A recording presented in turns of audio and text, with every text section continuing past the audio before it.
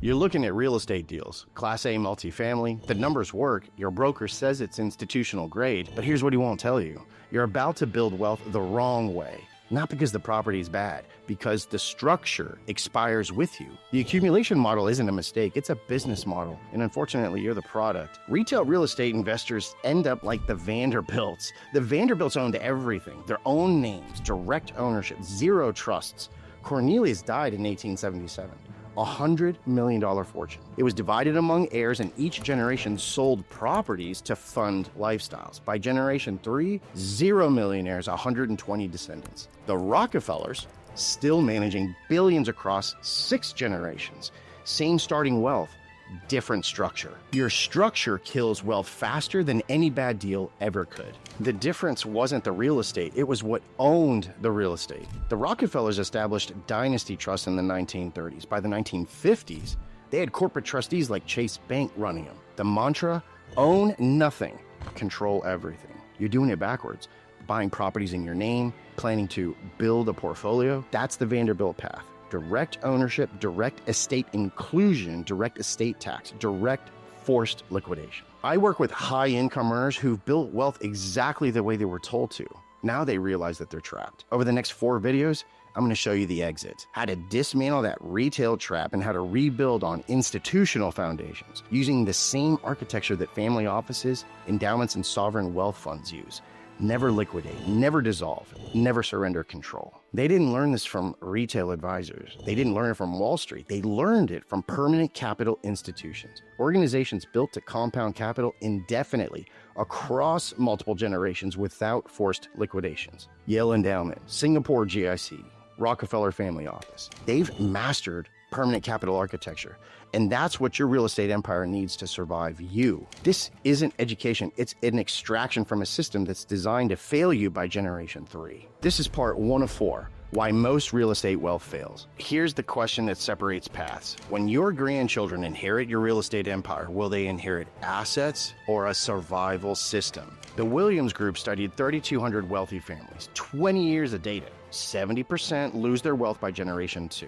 90% lose it by generation 3, not because they bought bad real estate, because they built structure that expires with the founder, exactly as the system designed. Estate tax isn't a legal problem. It's the final extraction from a system that kept you accumulating, never sovereign, your whole life. Here's where the accumulation trap breaks you. Failure number 1, you buy in your name. Your CPA says it's fine. Liability protection, clean accounting. What he won't tell you, when you die, everything freezes. Probate, public record, estate tax calculations, legal fees, 12 to 24 months minimum, longer if your kids fight. The Rockefellers, their trusts skip all of it. Privacy maintained, family sets the rules, not the courts. The Yale Endowment, $44.1 billion managed across 324 years of institutional continuity. No individual owns it, no probate, no estate tax, no forced liquidation.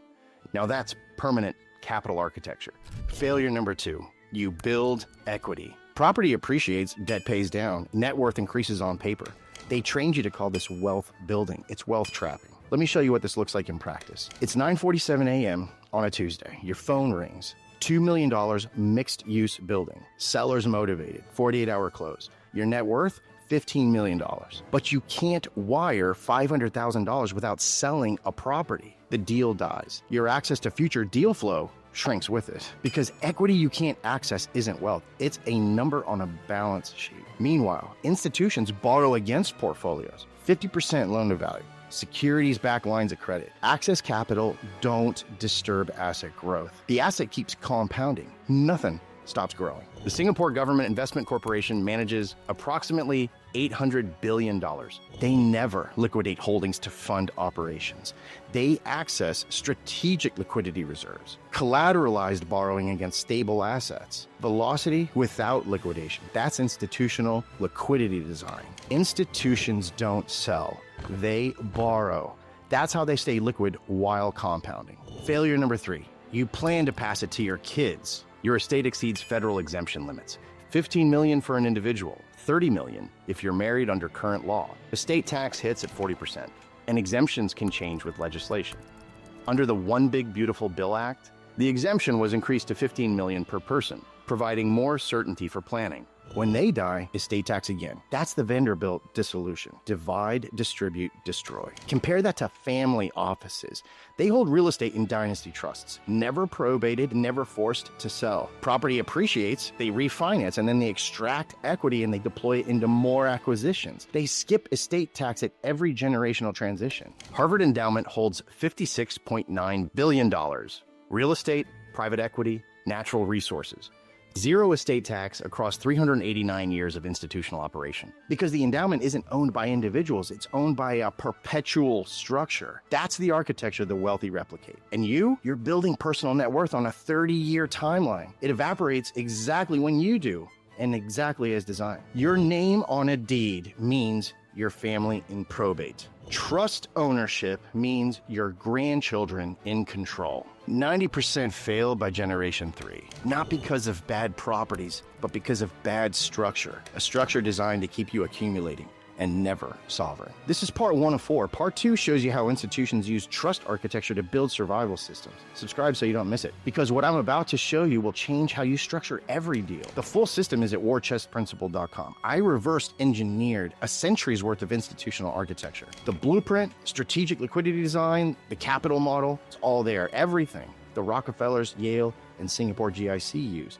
without the $50 million barrier to entry. If you're still building in your own name, this is the exit. But if you want to see how this works step by step, watch part 2 tomorrow.